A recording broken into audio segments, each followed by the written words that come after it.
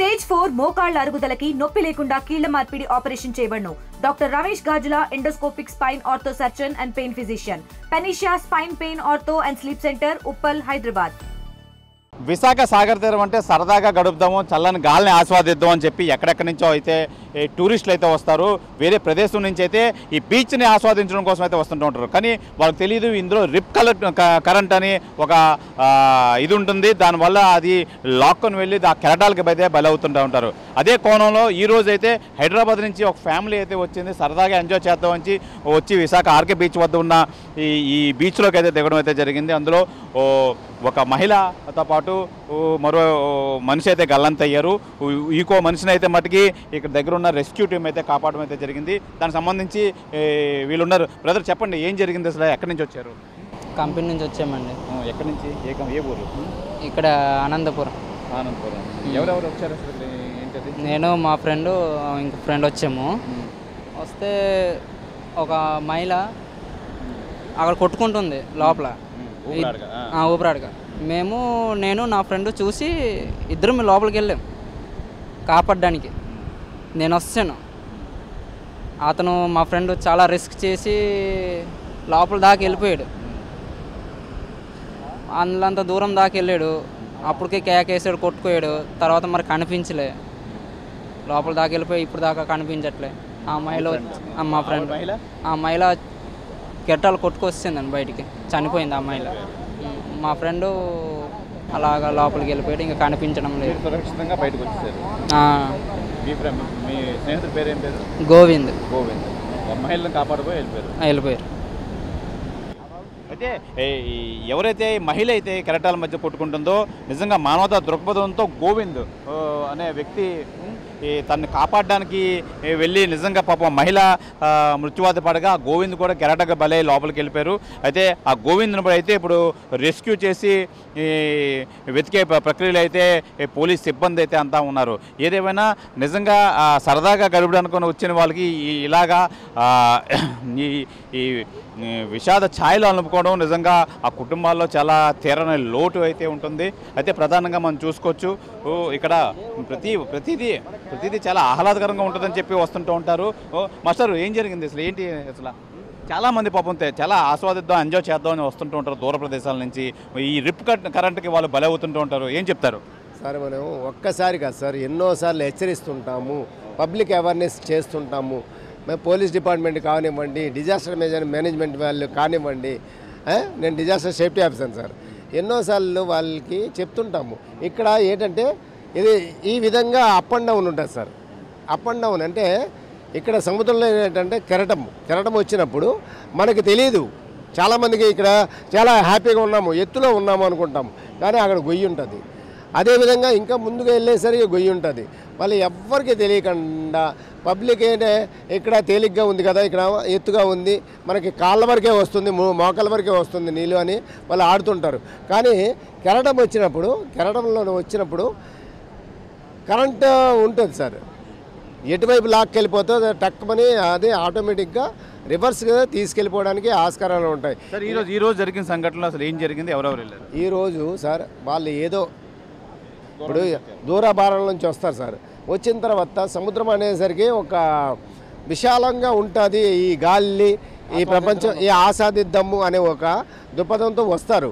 వచ్చిన తర్వాత ఆ నీళ్ళు అలలకి కాళ్ళు కడుక్కుందాము, లేకపోతే సరదాగా నీటిలో దిగుదాము అనే ఒక ఉద్దేశం కలిగి నీటిలో దిగుతుంటారు. నీటిలో దిగిన తర్వాత ఇక్కడ చాలా తేలిగ్గా ఉంటుంది, అంటే మోకాల వరకు కూడా రాదు, అంటే పాదాల వరకు వస్తుంది. పాదాల వరకు వచ్చింది కదా అండి, ఇంకా ముందుకు వెళ్తుంటారు. ఇంకా ముందుకు వెళ్ళిన తర్వాత అక్కడ గొయ్యి ఉంటుంది. అక్కడ గొయ్యి ఉన్న తర్వాత ఇక్కడ వరకే వచ్చింది కదా అనుకుంటారు, ఏది తొడల వరకే వచ్చింది కదా అనుకుంటారు. ఇంకో ముందుకు వెళ్దాం అనుకుంటారు. ఇంకో ముందుకు వెళ్ళేసరికి పీకలు కాదు కదా, మొత్తం మునిగిపోతారు. మునిగిపోయినప్పుడు అలాంటి సమయంలో పెద్ద కెరటం వస్తుంది సార్. పెద్ద కెరటం వచ్చిన తర్వాత రివర్స్ తీసుకెళ్ళిపోద్ది.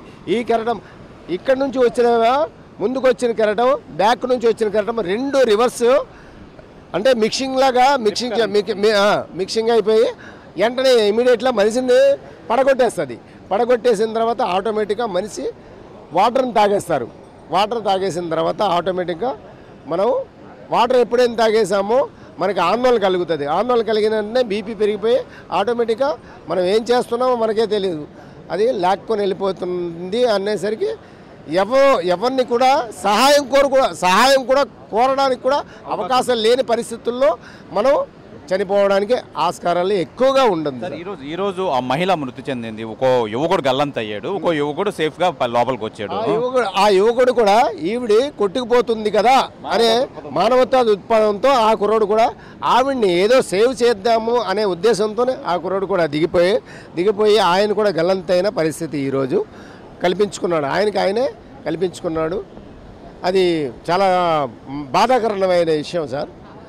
ఎవరైనా మానవతా దృక్పథంతో ఎవరైనా కొట్టుకుపోతున్నా సరే, ఎవరినైనా రక్షిద్దాము అని, మనకి ఈత రాకపోయినా సరే, మనకి స్విమ్మింగ్ రాకపోయినా సరే, ఆయన్ని రక్షిద్దాము అనే దృక్పథంతో దిగిపోతారు.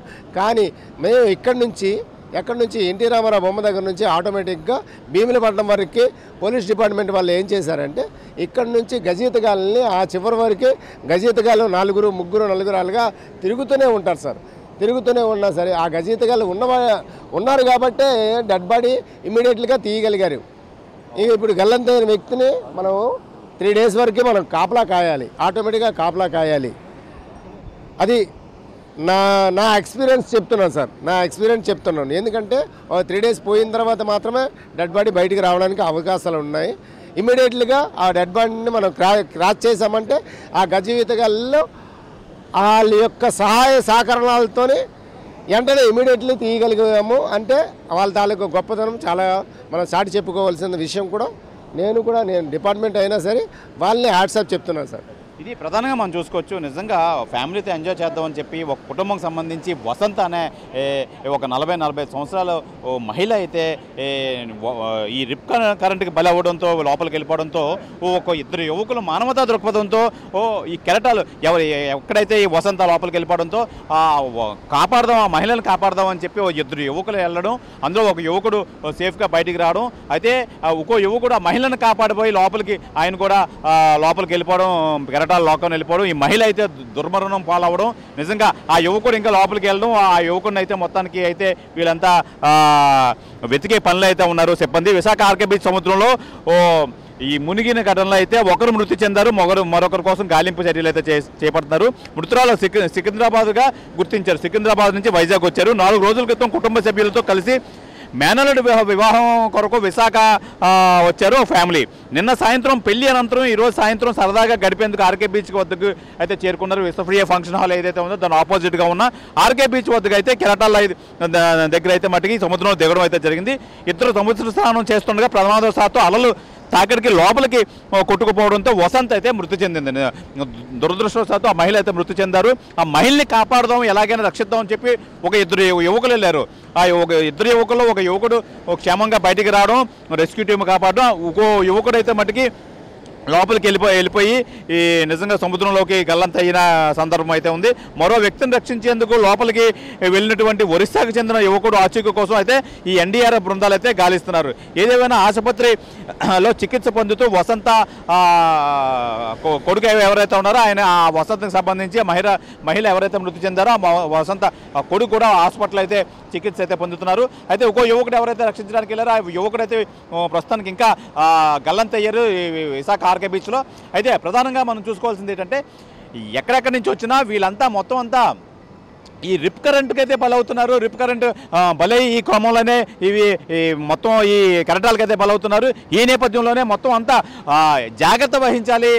దీనికి సంబంధంగా ఇక్కడ పోలీసులు ఎప్పటికప్పుడు పహారా కాస్తున్నారు. ఎప్పటికప్పుడు ఇక్కడ గమనిక హెచ్చరిక బోర్డులు అయితే పెడుతున్నారు. ఇవన్నీ ఏమీ చూసుకోకుండా వీళ్ళంతా వచ్చి ఈ సముద్రానికి ఆకర్షితులై సముద్రానికి బలవుతున్నారు. ఈ నేపథ్యంలోనే వసంత బలయ్యారు. ఒక యువకుడు అయితే కాపాడబోయి నిజంగా మానవతా దృక్పథంతో కాపాడబోయి ఆయన కూడా లోపల గల్లంతవడం అయితే జరిగింది. మరో యువకుడు అయితే క్షేమంగా బయటకైతే వచ్చారు.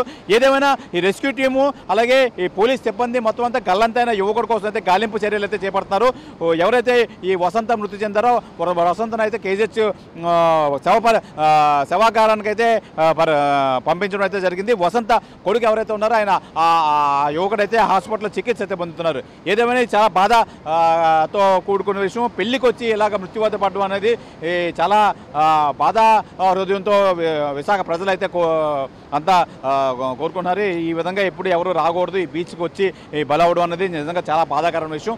ఈ సంఘటనలో అయితే మటుకి ఈ గల్లంతైన యువకునైతే పోలీసులు ప్రస్తుతానికైతే ఇంకా ఎన్డీఆర్ఎఫ్ టీం కానీ పోలీస్ సిబ్బంది కానీ అయితే వెతికి పనులు అయితే నిమగ్నమై ఉన్నారు. ఇది ఇక్కడ పరిస్థితి. కెమెరామెన్ ప్రసాద్తో శివరామకృష్ణ RTV విశాఖపట్నం నుంచి. తెలుగులో ఫాస్టెస్ట్ న్యూస్ యాప్ ఇప్పుడు కొత్త అవతారంలో 5 సెకండ్లోనే పూర్తి వార్తా సమాచారం మీ చేతిలో. సోషల్ మీడియా ట్రెండ్స్ మీ కళ్ళ ముందుకే live TV and voice search ఆప్షన్స్తో ఇప్పుడే డౌన్లోడ్ చేయండి. యాప్ లింక్ డిస్క్రిప్షన్లో ఉంది.